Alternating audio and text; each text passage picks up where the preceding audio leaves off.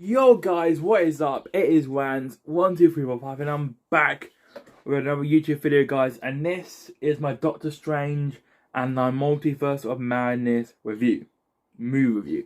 And all I can say is this film failed to deliver. It failed to meet my expectations. I will be diving into spoilers in this video, so if you're not want to hear about what happens in this movie before you've seen it, then I recommend you click on this video now and go and watch like a spoiler-free review, because this is not it. This is not me out. I'm gonna be diving more into the film. So if you don't want to hear anything about the film before you've seen it, then I recommend clicking away in 3, 2, 1. There we go. So the people who have, now gone and don't want to hear any spoilers, they're gone, and this is now going to be a spoiler review. So here we go. Let's talk about it. The opening scene was pretty fun. Diving in. We had Doctor Strange, or Defender Strange, with America Chavez run away from this monster, which out of the bat I was like, oh shit, okay, this is gonna be sick. This is gonna be so much fun. Fast-paced action. I love it to kick it off. Usually with Marvel movies, they're quite slow build up to eventually get to Act 2, where it starts picking up a bit more to get into the final act. But this, off the gate, kicks off with amazing set piece. It was incredible. It was amazing, and seeing Doctor Strange, or Defender Strange, be kind of, I don't know what's the word, kind of just cruel. He says, I'm going to take the power to make Chavez for the sake of the multiverse. Like, he said, sorry, this is the only way. Like, I was like, okay, this Defender Strange, he's not a bad guy. You can understand his motives, which fair enough. But obviously, eventually he died. Shock. He died, which made sense, because there's only one Doctor Strange, and that's our MCU Doctor Strange. But I'll dive more into the universes, because there is a big thing I want to talk about, which kind of irked me just a little bit. So we'll dive into it a little bit. But then we see Doctor Strange in bed, and goes to Christina Palmer's wedding, and then you have Gigantos appear trying to kidnap American Chavez, and Ron helps Doctor Strange take out Gigantor, blah blah. Now chat in the coffee shop about the multiverse, blah blah blah. And we get to know more about who America Chavez is, and then we get into, I'll say, then in that 20-25 minutes into the movie, we meet Wanda.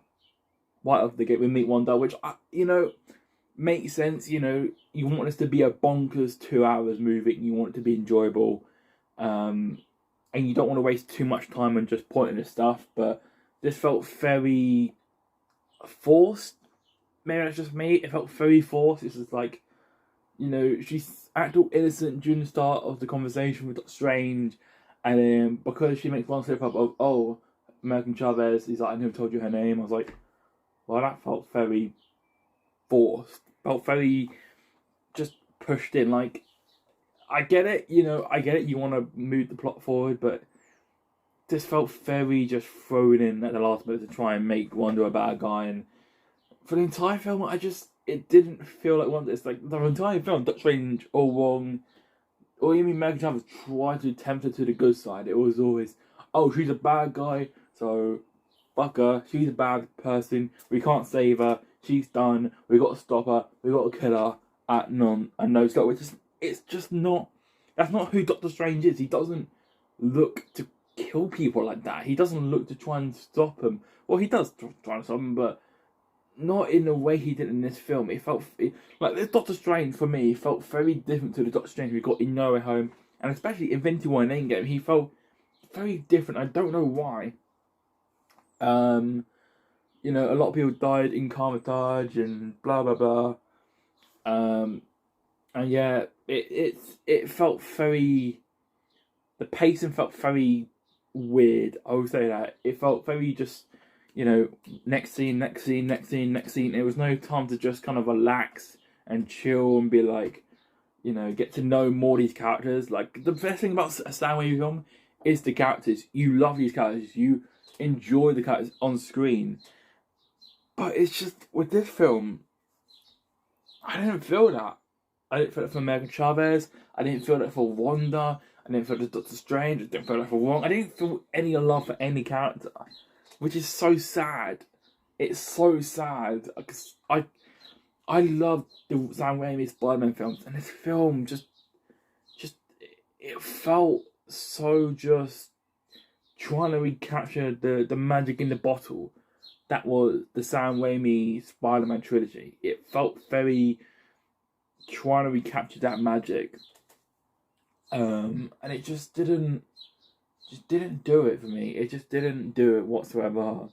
And then this will go into some spoilers. We find out, and this is where it's going to kind of break the continuity between the Marvel Comics, the movies, and the shows. So, we find out that the MCU is Earth 616, and the Illuminati is 838 Earth. Now, you're probably wondering, well, what's the problem there? What's the problem? It's with Earth 616, the MCU, right? Because what we all know, the MCU is Earth 19999999. We all know that. It's been told by Stan. I think Stan Lee said it. I think a lot of the MCU cast have said this is Earth 199999. But the fact they've now just said, oh yeah, this is Earth 616, it kind of breaks continuity between the comics and the movies, because now, are we just seeing these movies as, a separate entity to the comics? Or are we just, are they all in part of the same universe? Because, so here's what I mean by that. So, the Sony universe, the Sam Raimi trilogy, the Netflix shows, what else is that? The Fox universe, they all have their collective Earth numbers, right? And the comics is Earth 616. Okay, we all know that. If you're if you're a Marvel comic fan, you would know that Earth 616 is the main comic timeline. Okay, and the MCU now saying this is Earth 616, it pissed me off. I'll say that it pissed me off because now it ruins the continuity between the comics and the movies and the shows, and now it's like, is this Earth 616 not real, or is this like another Earth 616 in another universe? I don't know, but it really fucked over the continuity between the comics and the movies and the shows, and I just didn't like that. If they said, oh, this is Earth 1999 and then we're Earth 836 or 838, sorry, I would have been fine with that. I would have no problem if you said, oh, this is Earth 1999. But I think because they want to set up secret wars, any incursions, which they dropped a lot, they talked about the incursions a lot. I can understand why they want to make this Earth Pacific, but you've already got a Pacific number to your Earth, and you just trying to just retcon it, going from Earth 1999 to Earth 616. Yeah, I didn't like that. I didn't like that one bit. I don't know whose idea that was, whether that's Ken Feige's, whether that's Sam Raimi's, or it was the writers, I don't know. But whoever thought that was a good idea, no. Just can we just go back to making this Earth 1999, okay? Just make it Earth 1999, and people had no problem with it, of this being Earth 1999. Okay, no one had any problems with it. But it's only, the MCU as a whole and Marvel, movies, they made it a problem because they now just changed the Earth 616. I know I'm going off a bit of a rant, but I don't really like that. That kind of annoyed me. So I guess the movies are no longer a part of the MCU continuity between the shows and the comics, which fair enough, understandable, but yeah, I didn't like that change. I did not like that change. Anyway, we meet the Illuminati, which we meet Miss Marvel, who is Monica Rambeau's mother, Maria Rambeau. Maria Rambeau as Captain Marvel, which I was like, okay, fair enough. We see Captain Carter, which, by the way, Marvel, if you're watching this, you're probably not, but you're like, I'm gonna say this now. Why did you show Captain Carter in the trailers? Please tell me that. I get it, you showed her on the poster just a little bit, but that was kind of a tease, and I like the tease. We had to go into the film to find out if she was actually in it, and then what did you do? You showed her in the trailer. Yeah. I personally did not like that. I thought that was so stupid. I don't know why they thought that was a good idea. It was just painfully stupid. Like, if you kept her out the trailers and just, saved her for the movie, I think her showing up and throwing her shield would have been a lot more exciting. But because you showed her in the trailer, yeah, you kind of ruined it. Same with the Living Tribunal. You could have, and the fact is, the Living Tribunal didn't really play a part in this movie. He was just there as like oh, look who are going through the different multiverses. Look, there's the Living Tribunal. That was it. That was literally it. You just see him for a brief second. It's like, oh, there's the Living Tribunal. Off to the next universe. And it's not like you had time to just look at him. It's like they were going through different multiverses, so you never had time to have a proper look at him. He was just bye. And that's another thing that pissed me off, because we never, if you're going to promise the Living Tribunal, right, someone who's such a major factor in the comics, he is the man that is basically the judge of the multiverse, and the fact that you just put in there as a throwaway Easter egg, come on, man. I did not like that one bit. But anyway, back to it. So the Illuminati, we saw Captain Carter as well. We saw Black Bolt from the Inhumans, played by Anson Mount, which, by the way, I did not expect. Okay, I did not expect we'll get Black Bolt, especially Anson Mount's Black Bolt from the Inhumans TV show. Okay, because let's be honest, nobody liked the Inhuman show, especially Kevin Feige. A man who has basically said, yeah, I hate the humans. They're not gonna have any connectivity to the MCU. Blah blah blah. So the fact we've seen Anson Mount's Black Bolt, fair enough. I mean, fair enough. And then finally we saw one that I was pretty excited for, which was Reed Richards, Mr. Fantastic, played by John Krasinski. Man, all I can say is that moment when he shows up, oh man, I was so excited. I mean, I wish I was Ian Griffiths, I think his name is. The guy that was part of the 2005's Mr. Fantastic, but hey, I'm okay with this. I'm okay with this.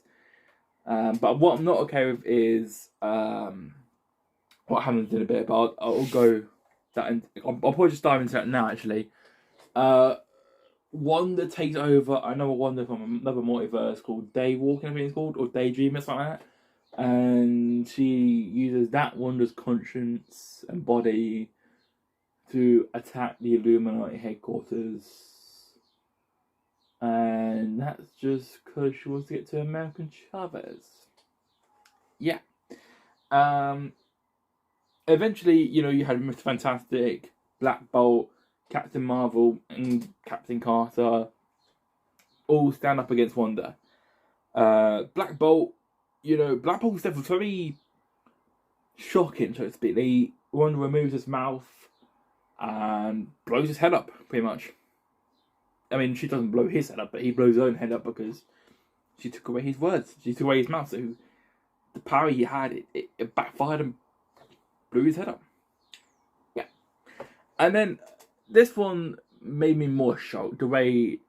Well, I'm going to tell you about what happened before. So, Wanda, being a badass, was like, oh, do you have any... He said, Miss Fan said, please don't do this. I have kids of my own. And he's like, well, do they have a mother? He's like, yes. They do. So good. Well, then they have a parent that raised them, which was just cold. It was just so cold from Wanda, and I loved that about her. She just did not give a shit. But that's not who Wanda is. Like, why would you kill one parent, right, who wants to be with their kids, but they're on superhero duty? Like, in this film, Wanda's kind of a hypocrite. I don't like that. Like, the fact she would kill Miss Fantastic, who's got a family, right, so she can reach her kids because she wants to be with them. It irked me a bit. It really did irk me. I was like, oh, I don't like that. And yeah, Miss Fantastic dies, gets shredded up by paper, and then pop, its head gone, dies. And all I can say is, what the fuck? I did not expect it. I was just like my entire reaction to seeing Black Bolt and Miss Fantastic just die like that. I'm like, Jesus Christ. And the fact that Captain Carter survived longer than Miss Fantastic or Black Bolt, I mean, I don't know how that's possible, since she's only human and she's got super soldier serum and she's only human technically. So I don't know how that happened, but I guess they want to have a girls fight, I guess. Fair enough. Captain Carter's death, I don't know how I feel about it. I hope this is not the one we saw in What If, which I don't think it is. But if it is, if that's the way she goes out, I am not too happy about it, because she just threw her shield at Wanda, and then Wanda threw it back, and so instead of moving out of the way, she just stood there and got chopped in half and died. And yeah, I'm not too pleased about that. Not one bit. Not one bit. I mean, I'm sorry, but when you've been building up Captain Carter as this true leader, and especially in What If, she was so good in What If. Well, maybe not the first episode she was in, but definitely like the ending one, like the Multiverse episode finale. She was definitely good in that. But besides the point, the entire Illuminati gets wiped out, and this is the worst one because I have emotional connection with Professor X. Now, I don't want to talk about Professor X because this one really made me shocked and upset. Because I've seen Professor X die twice now. One in X-Men The Last Stand, and two in Logan. So, seeing him die again, I don't like it. I didn't like it one bit. That moment, I thought he would have saved that Wanda. Just had his neck. I just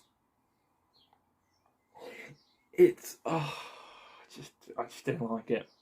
I did not like it.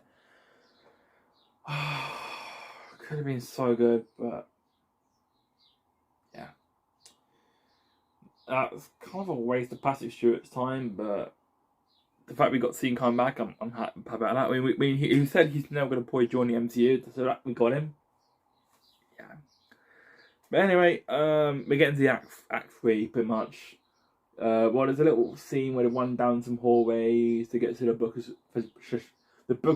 I can't say it. The Book of Shanti, I think it's called. I can't say it publicly because my words are fucked. But yeah, they get to it. Wanda finds them. Throws Doctor Strange and Christine Palmer into the multiverse. They end up in Sinister Strange universe, and it's. I thought Sinister Strange would have been an interesting part of the story, but yeah, it just wasn't. It just was not that interesting, to be honest. He just felt more like an evil version of Doctor Strange, which is it's fine, I guess, but I just didn't like. It felt like a very waste of time just for him to get the Darkhold from the evil Doctor Strange. It felt like just like a fight just for the sake of having a fight in the end of Act 2. So, but yeah, we eventually get to the final battle between Wanda versus the American Chavez, Doctor Strange, and the Wong. Doctor Strange just sort of turns into a zombie Strange, where he takes over Defender Strange's dead body and Daydream using the Darkhold. And you can tell from in my voice, I didn't like Act 3 one bit. I didn't like it one bit. Okay, I'll tell you that now. This Act 3 sucked. This Act 3 absolutely was shocking. And I'm sorry, Sam Raimi. I know you tried your absolute best to make this film work as the best you can. But this film just was not it. I'm sorry, pal. And I love you for the memories you gave me for the Spider-Man trilogy you did back in 2002, 2004 and 2007, I think it was. But yeah, I didn't like it. Sorry, I want to love it. I really do, Raimi. I do want to love your film. But it's hard. I can't like something when I know it's not good. And I hate to say that, it just was not good. And yeah, eventually ends up with Megatron punching Wanda into a universe where they're Wanda and the kids are together. And then some speech between Wanda, and then Wanda destroys every Darkhold in every universe, and then she supposedly dies, but then there's a red flash at the end, which yeah, I think we all know like she's gonna come back. I think it's gonna lead into Children's Crusade, which if you have not read the comics, read those comics because they are really good. I personally enjoy them myself, but I think that's where this is going to be setting up for. And yeah, Wanda dies. Everything goes back to normal, and then the end of the movie, so to speak, you have Doctor Strange have a third eye open up in his head. He acts all in pain. Third eye just opens up, and that's the end of the film. And then the first post-credit we get is we're just saying Doctor Strange. Doctor Strange turns around, and it's Clea. And if you don't know who Clea is, then I'll make sure you do your research on that, because she's basically gets married to Doctor Strange in the comics, and she's quite an important part of Doctor Strange's life. So, you know, her being in this film is a big deal. She talks about incursions and needs Doctor Strange's help, and yeah, they dive into the dark dimension, and that's it.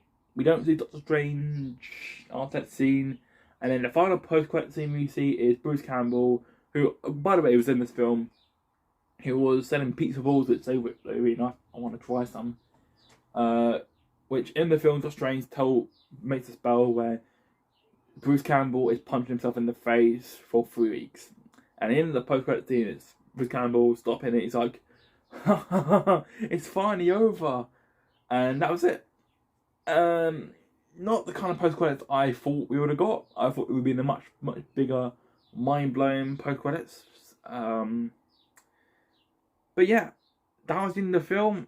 And I have to say, yeah, it just didn't really live up to my expectations, to be honest. Not something I expected. And yeah, I thought this would have been a film I wanted to go and see again.